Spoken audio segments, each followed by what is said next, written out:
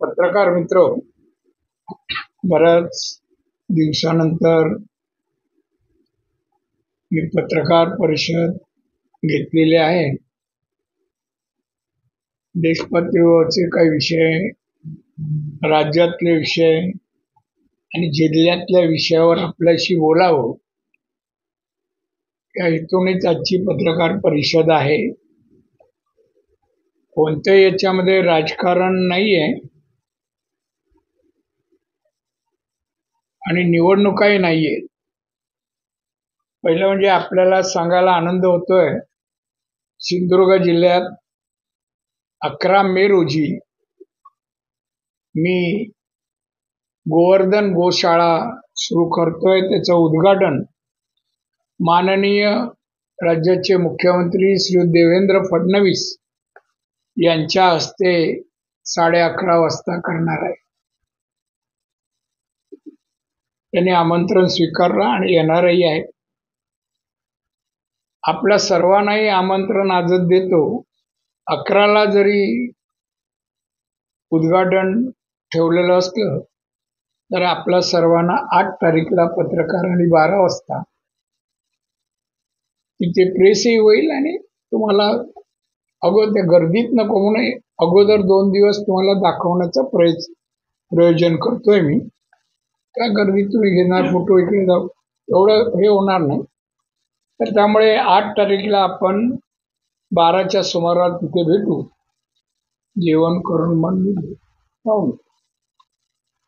हे गोशाळेचं झालं. गोशाळेबद्दल तुम्ही 8 नंतर जे पाहाल, एक वेगळी गोशाळा आहे. मी या देशातल्या अगदी गुजरात पासून राजस्थान अनेक ठिकाणी गोशाळा पाहिल्या. त्यापेक्षा वेगळी गोशाळा आहे. आणि गोशाळा आणण्याचं कारण, आपल्या धर्मात, हिंदू धर्मात गाय पवित्र मानली जाते. गोमाता म्हणतो आपण. आणि गाय म्हणजे समृद्धी, असं बरेच लोक, आपण हिंदू जैन हे असं समजतात. अशी गाय आपण जिल्ह्यातल्या लोकांनी ठेवावी, पाळावी, तिची सेवा द्यावी, करावी. म्हणजे समृद्धीचा मार्ग या जिल्ह्याचा आपल्या दिशेने येईल. या हेतूनेच मी हे सगळं करतोय. नफा तोटा किंवा धंद्यासाठी हे नाहीये. गोशाळेमध्ये या देशातील गायीच्या प्रमुख जाती आहेत. गीर गायीपासून अनेक जाती आहेत. त्या दूध अगदी 20-22 लिटर, 18 लिटर असं देणाऱ्या गायी आहेत. देखण्या गायी आहेत. लातूरची देवणी ही अतिशय देखणी गाय पण त्याच्यामध्ये आहे. गायी 80% आलेल्या आहेत. जवळपास आता गिरगाई 80च्या जवळपास आल्या आहेत. अजून 20 येतील. आणि अशा विविध गायी त्या ठिकाणी ठेवल्या आहेत. तिथे माहिती दिली जाईल कुठली गाय किती लिटर दूध देते याची माहिती मिळेल. फॅट किती आहे ते पण माहिती सांगितलं जाईल. आणि एकंदर तुम्हाला माहिती आहे, आज गीर गायीच्या तुपाला 10,000 रुपये एका किलोचा भाव आहे. किलोचा भाव. हे का सांगतोय? इथल्या लोकांनी गाय पाळावी, दुधाचा व्यवसाय करावा.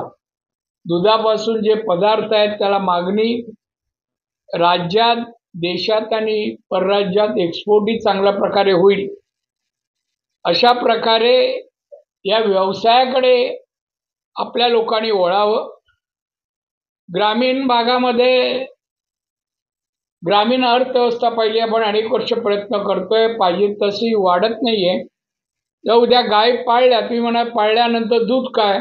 दूध संकलनाची पण मी व्यवस्था करेन.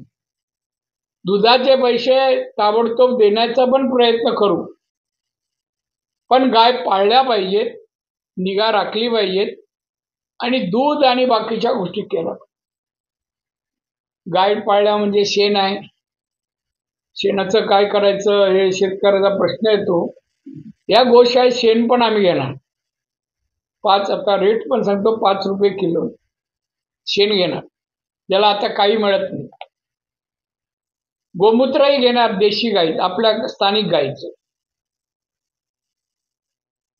आणि म्हणजे शेतकऱ्याला आर्थिक बाबतीत त्याच्या घरात कसे 4 पैसे जातील या दृष्टीने आम्ही खताची फॅक्टरी तिथे सुरू करणार आणि शेतकऱ्यांना राज्यात, देशात आणि परदेशातही एक्सपोर्ट करणार. मागाशी ते गेले, आता ते जे काय आम्हाला तो कारखाना जो उभारून देणार खताचा, कसं खत असावं, परदेशात मागणी कशी आहे काय, ते पण ग्रस्त आलेत, आपल्या जिल्ह्यातलेच आहेत.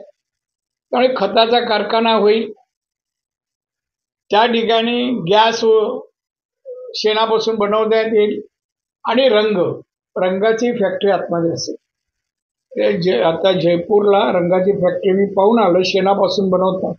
180 रुपये ते 200 रुपये लिटर रंग विकतायत आणि सरकारी कार्यालयांना सध्या तो रंग दिला जातोय त्याचा. त्यामुळे या 3 प्रोडक्ट शेणापासून असतील, गोमूत्रापासून औषधं असतील. एकंदरीत गाय पाळल्यानंतर तिच्यापासून, तिच्या प्रत्येक गोष्टीपासून पैसा शेतकऱ्यांना कसा मिळेल, घरात जाईल, हे आमच्या प्रयत्न. याचं प्रबोधन तुमच्या माध्यमातून, पत्रकार माध्यमातून व्हावं म्हणून सर्वप्रथम मी आजची पत्रकार परिषद हेतून घेतलाय. कोण राजकारण फार करते का, इथले लोक कसे विषयावर बोलतात. मला चांगला 35 वर्ष अनुभव आहे, केवढा अभ्यास आहे त्यांचा. उद्या गायचे तज्ज्ञ आहेत म्हणून पण तुम्हाला बोलून प्रेस देतील आणि तुम्ही हेडलाईन करता, तुम्ही ब्रेकिंग न्यूज पण देता. त्यांचं म्हणण्याचं विद्वान आहे, तिथे फारच जिल्ह्यात विद्वान आहे, त्यांची नावं घेईन मी, मला काय फरक पडत नाही. पण आता गोशाळा या हेतूने उभारतोय. गोशाळेच्या बाजूला गोट फार्मिंग, शेळी मेंढी प्रकल्प.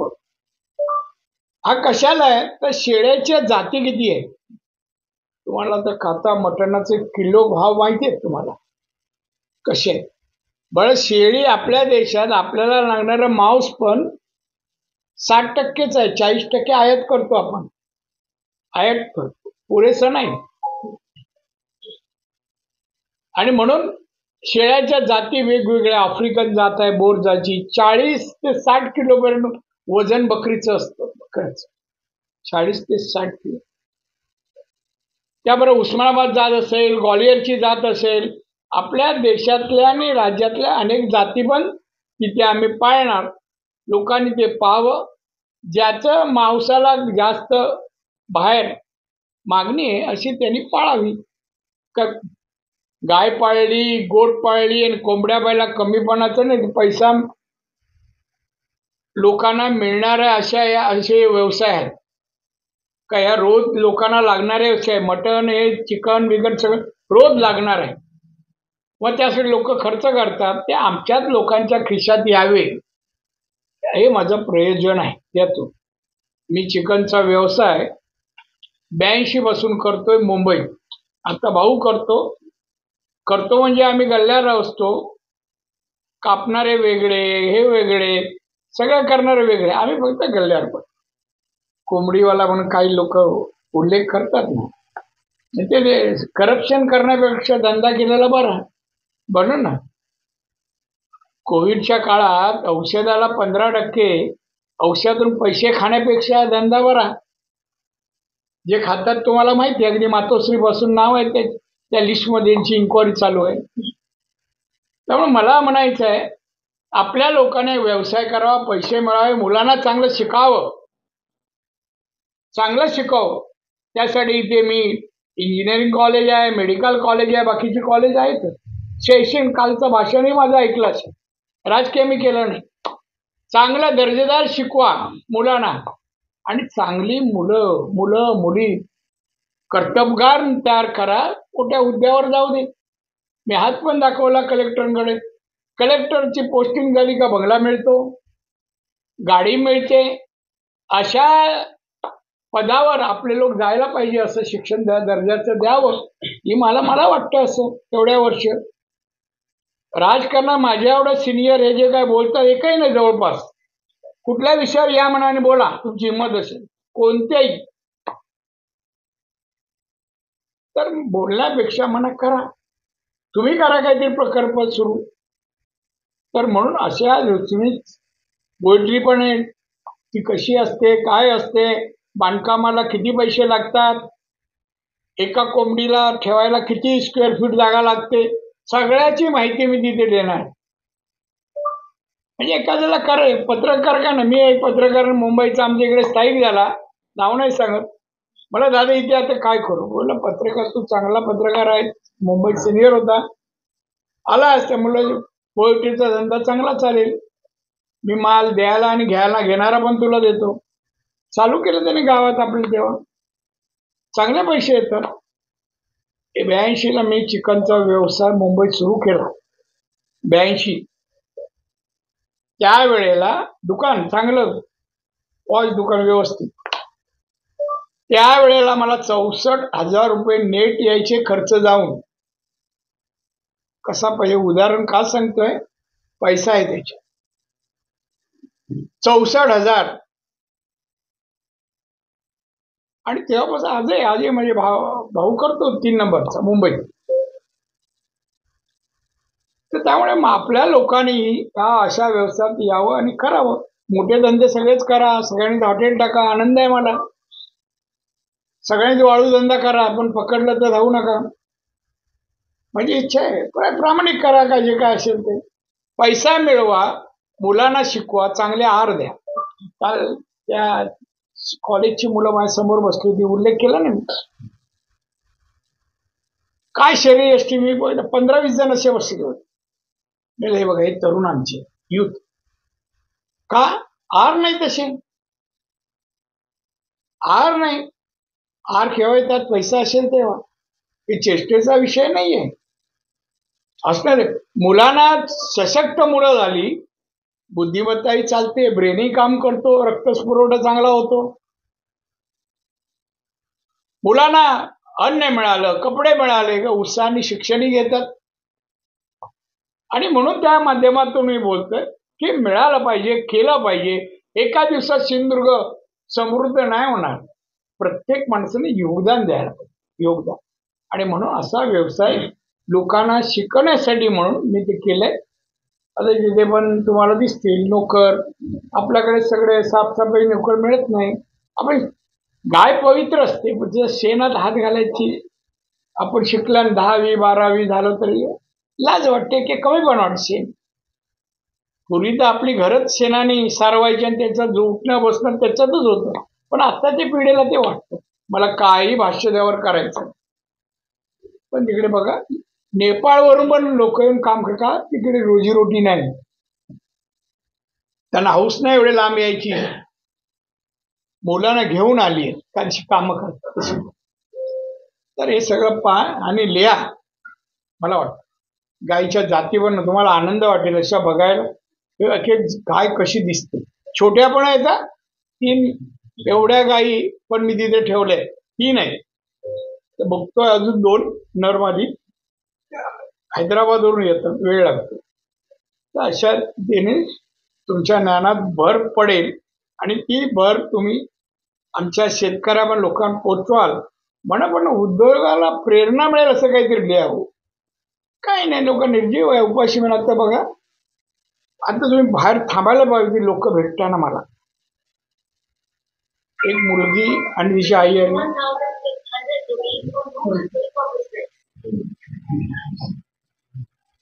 नाही काय नाही, माफ आहे. काय इथे बोलणं, आमच्याकडे महिला एकच आहे, बोली हा आवाज कसा आला, एवढंच कुतूहल होतं, बाकी काय नाही.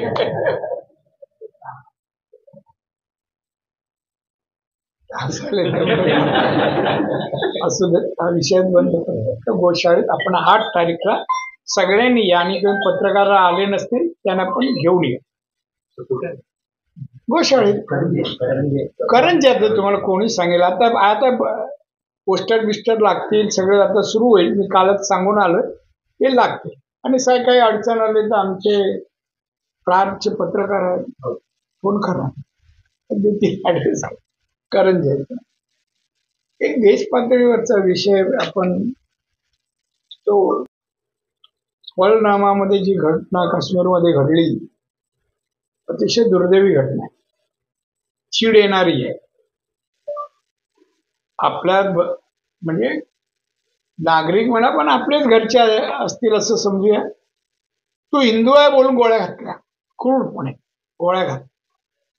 देशातील सगळ्या लोकांनी या घटनेचा तीव्र निषेध केला. सगळ्या सत्तारूढ विरोधक तर पीएमने बोलवलेल्या मिटिंगला विरोधकांनी पण तुम्ही जे कराल त्यासाठी आमचं समर्थन आहे. त्यांना मी धन्यवाद देईन सगळ्या विरोधकांना. ही घटनाचं समर्थन कुठे होऊ नये असं मला वाटतं. पण आजच मला ही बातमी खरी खोटी मगाशी विचारत होतो. देशाला मूर्ख बनवू नका. पाकिस्तानचे पाणी बंद करणे शक्य आहे का? शंकराचार्याचा सवाल. खरंच बातमी आहे असं बोलले का? नाही एका वृत्तपत्रावरून मी त्यावर बोलणं कितपत योग्य आहे प्रश्न. नाही ह्या बाकी बातम्या नव्हत्या त्यांना, त्यामुळे ही त्यांना ह्या वृत्तपत्राला पोषक वाटते. नाही ना तुम्ही सांगा ना, हा का नाही? कोणाला माहिती आहे का ही बातमी? रत्नागिरी टाइम्सचा कोण आहे का? नाही ना त्याने सांगावं मला. मी काय याचा प्रश्न. ही बातमी खरंच आहे पण युट्यूब किती विश्वास आहे? नाही मला एवढंच म्हणायचं याचं की मी आदर करतो आमच्या सर्व शंकराचार्यांचा. धर्मगुरू आहेत आमचे. देश आणि देशातली जनता आणि देशाच्या प्रमुखांनी पंतप्रधानांनी सुरक्षा देशाची जनतेची संबंधी कोणताही निर्णय केला त्यावर भाष्य करू नये याने, असं माझं ठाम मत. भाष्य करू नये. तुम्ही देशापेक्षा मोठे नाही आणि देशाच्या जनतेपेक्षाही मोठे नाही. त्यामुळे आम्ही आदर करतो शंकराचार्य म्हणून, पण या विषयावर सरकारच्या देशहिताच्या आणि जनहिताच्या घेतलेल्या निर्णयावर, देशात संरक्षणामध्ये घेतलेल्या निर्णयावर भाष्य करू नये असं माझं ठाम मत आहे. हा तुमचा अधिकार तुम्हाला दिलेला नाही, घटनेने पण नाही, एवढंच म्हणेन. नंतर सोडेल.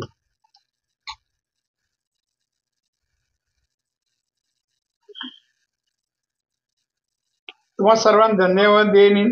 2 निवडणूक, लोकसभा विधानसभा, तुमचं चांगलं सहकार्य मिळालं.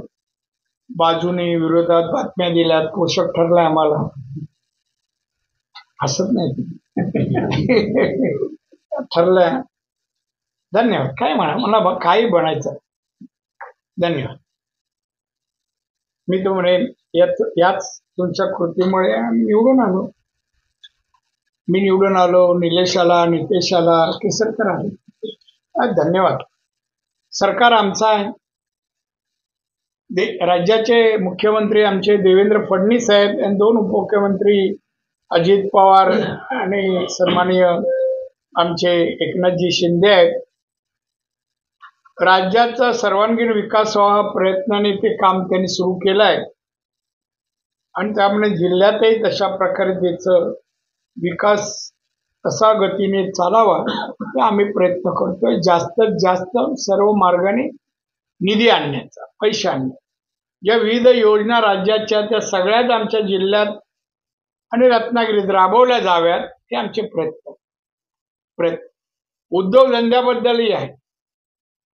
इंडस्ट्री यावी मोठा प्रयत्न मी करतोय. दोडामार्गला जागा आहे.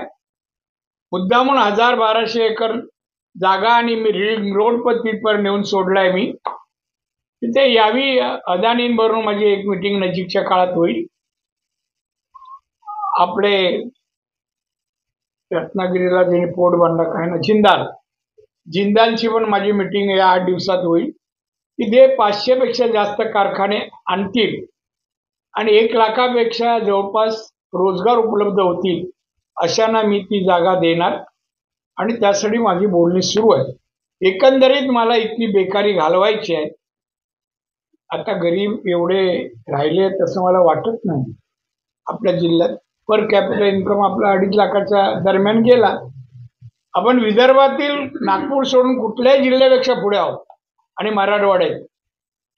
आणि माझं टार्गेट आहे लवकरच 3 ते 3.5 लाखापर्यंत आपल्या जिल्ह्याचं पर कॅपिटल इन्कम जावं.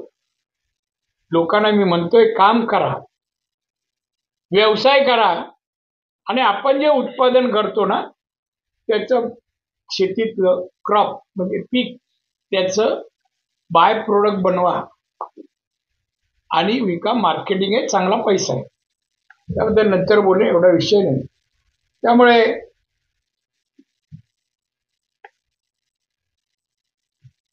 आमचं सरकार त्या दृष्टीने काम करतायत आणि अतिशय तुमच्याही काही सूचना विकासासंबंधी जर असतील तर आपण त्या द्याव्यात असं मला वाटतं, कराव्यात.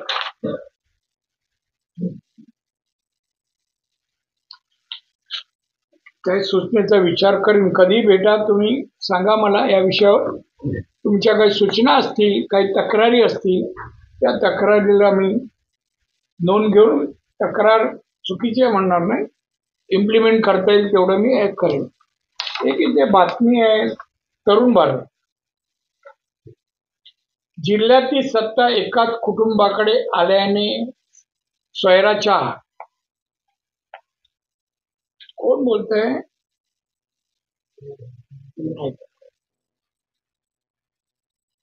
परवा माझ्या विमानात माझ्याबरोबर आले, बाजूला एकच रो होते, काय बोलले नाही. मी बोललो नाही, मी लक्षात दिलं नाही. विकृत माणसाकडे मी पागत नाही, आपली नजर खराब होती असं म्हणतात सायंटिस्ट. काय सोयराचे आम्ही काय केला त्रास? मी, निलेश, नितेश, मुलीला, महिलेला, उद्योजकाला, कोण पैसे, भ्रष्टाचार एक दाखवा, पदावर राहणार नाही. मला 35 वर्षाला कुठल्या कॉन्ट्रॅक्टर कोणाकडून पैसे, एक उदाहरण, कुठली बदली, कोणाला प्रमोशन, 1 रुपया घेतला कोणी सांगा मला. मी राज्यात मी राजकारणात 59वं वर्ष माझं आहे. मी पदावर अशा लोकप्रतिनिधी म्हणून मी 40 वर्ष आहे नगरसेवकाचं धरलं तर. पण एकाने सांगा, बदली, प्रमोशन, पोस्टिंग आणि कामामध्ये पैसे अशा. आता कोण म्हणतात जे प्रश्न, अहो त्या कुठला प्रकल्प तिथे जमिनी घेताना भ्रष्टाचार, कशात पैसे घेत नाही विनायक राऊत? कोण होता, कुठे होता, कुठला व्यवसाय केला, तू पैसे कमवले आणि रत्नागिरीला जमिनी घेतल्या, जिल्ह्यात घेतल्या. तोंड बंद कर म्हण. तो नाव घेऊन घ्यायचं नाही, मला नाव घ्यायचं नाही, तेवढे बघायचं पण नाही, बघण्यासारखं काहीच नाही. आमच्याकडे नाही होणार. तुम्ही पण चाप लावू शकता. तुम्ही सांगा, दादा तुम्ही असे वागलात, सांगा माझा कोणाला उपद्रव आहे, जबरदस्ती कोणाची जमिनी घेतल्या काय रे बाबा? एक सांगा ना. मी जमिनी माझ्यासाठी घेतली, इंजिनिअरिंग कॉलेजसाठी घेतल्या, पैसे देऊन घेतल्या, मेडिकल कॉलेजसाठी, आमच्या वृद्धाश्रमासाठी, सगळे विधायक, महिला उद्योगांसाठी, लोकांसाठी आम्ही घेतो, शैक्षणिकासाठी. बाकी आमचे काही जमिनीची काही गरज नाही. आम्ही व्यावसायिक आहोत. आम्ही गोव्याला घेतली, गोव्याला हॉटेल आहेत. कोणाला त्रास होईल असं कुठलंही कृत्य अद्याप मी केलं नाहीये. पण त्रास देणारच तुम्हाला बातम्या देतात. पण तरी एक 10 वर्ष इथे आमदार होता. आमदार विधानसभेत बोललेलं काय ऐकलं नाही मी, वाचलेलं एकदा बघितलं मी. निलेशने पहिल्याच अधिवेशनात जे विचार दिले, बोलला, सगळ्या पत्रकारांनी मुंबईच्या आणि अनेक राजकीय लोकांनी मला फोन आले, विरोधी लोकांनी. हो दादा, आम्ही पाहिलंच नव्हतं निलेशला एवढं बोलताना. चांगली शैली आहे, चांगली भाषा शैली आहे, चांगले विषय मांडले. विरोधक सभागृहातले पण मला फोन आले, तू केलंस काय रे 10 वर्षात जनहिताचं काम? हे आमच्या जिल्ह्यात काय केलं का? इरिगेशनचं, पाटबंधाऱ्याचा कुठला प्रकल्प आणला, पाण्याच्या कुठल्या लाईन आणल्या लोकांपर्यंत? खरं काय ठेवलंच नव्हतं. मी तर पूर्णच केलं सगळं जिल्ह्यात येणारे पाटबंधारे सगळे मी आणले, सुरू केले. पाणी टंचाई जिल्ह्यात मी शिल्लक ठेवली नाही. टँकर मुक्त जिल्हा मी केला. अगदी त्या धरणाचं पाणी आपल्या दोडामार्गच्या मालवण पर्यंत पाईपाने न्यावा ती योजना मी मंजूर केली. आणि हे टीका कोणावर करतायत? आता म्हणा गप्प बसा, गप्प बसा.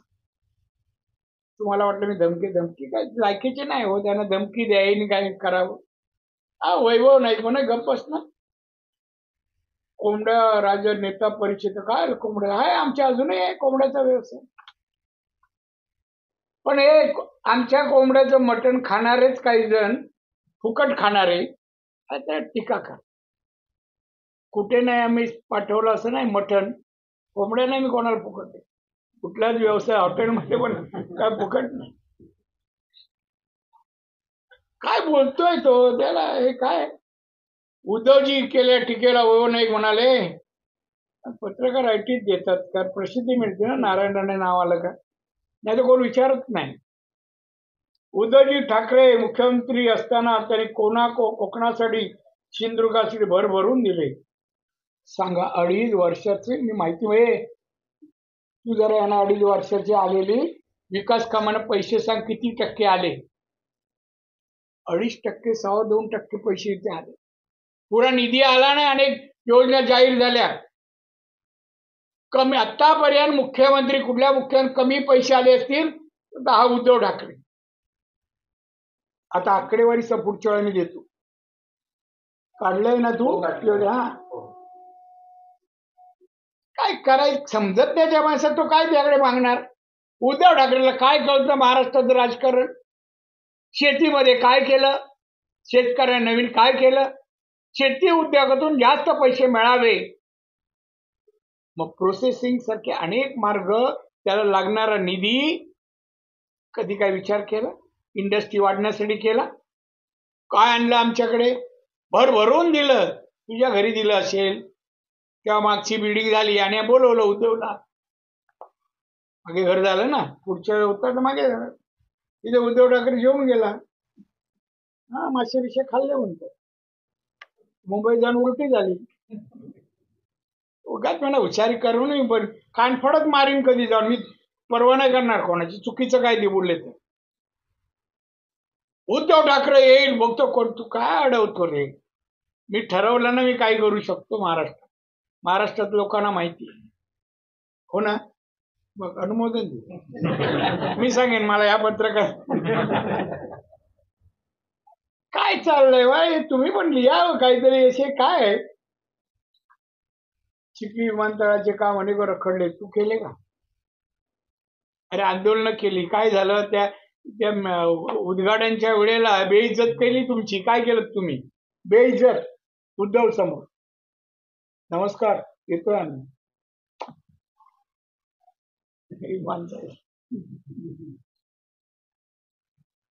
कॅमेरा चालू आहे.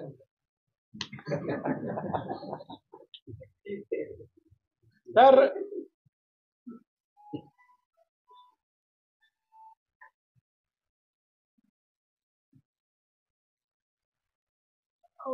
वादळाच्या वेळा किती पैसे दिले आणि किती पोचले हे पण तुम्ही जरा बघा. मी सांगतो एक तर तुम्ही हे करत असा. त्यामुळे यांना विषय तोंड बंद करा. आम्ही करतोय 5 वर्ष आणि मग बोला ना नाही केलं आम्ही. मी तोच ना आता जो निर्णय घेतला तर उद्धवने घेतला का मच्छीमारांचा. हा त्यांना कुठल्या शेतीला कुठला टॅक्स नाही, तसं मच्छीमारांना टॅक्स नसणार. किती फायदा होणार त्यांना. दिला घेतला का. आता अनेक उपक्रम मच्छीमारांसाठी येत आहेत. तुम्ही काय न करता कशाला नाव घेता त्याचं. मी नाव पण नाही घेत. त्यांच्या हाताने काय होणार नाही. मी नाव विसरलो आणि प्रेस पण मी किती दिवसांनी घेतोय. आता विचार करतो मुंबईला घ्यायची.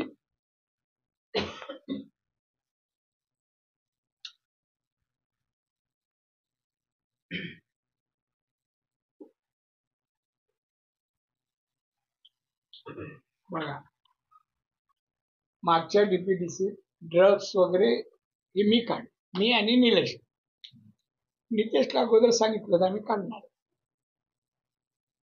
हा म्हणतो पालकमंत्री असताना हे चाललंय. पालकमंत्री काल झाला हो. 2.5 वर्ष तुझा तो ऊब देऊन गेला ना आमच्या खुर्चीवर लायकी नसताना बसलेला उद्धव, तेव्हा का नाही केलं हो त्या 2.5 वर्षात?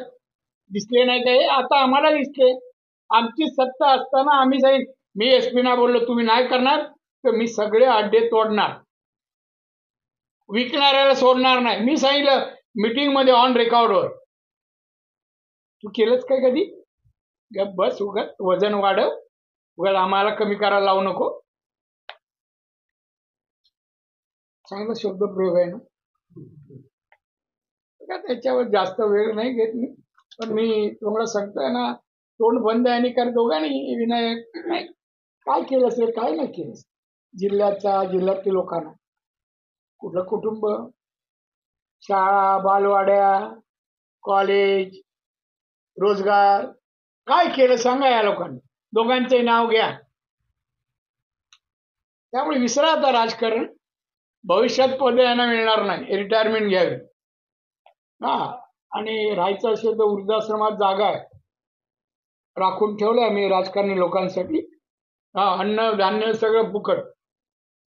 हा, कपडा लत्ता पण देतो, थंडीत ब्लँकेट पण देतो मी. अरे बोल ना, देतो ते आपण. हा, येऊन राहावं म्हणा.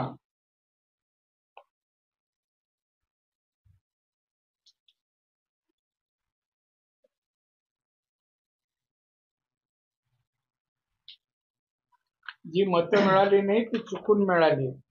काय 73,000. त्यामुळे जाऊ दे. कधीतरी भेटला का विचारतो त्याला मी. आपण समोर भेटला तर विचारतो, तुम्हाला माहिती आहे आपली सवय. हा, उलट बोलला काय तुम्हाला माहिती काय होतं म्हणून.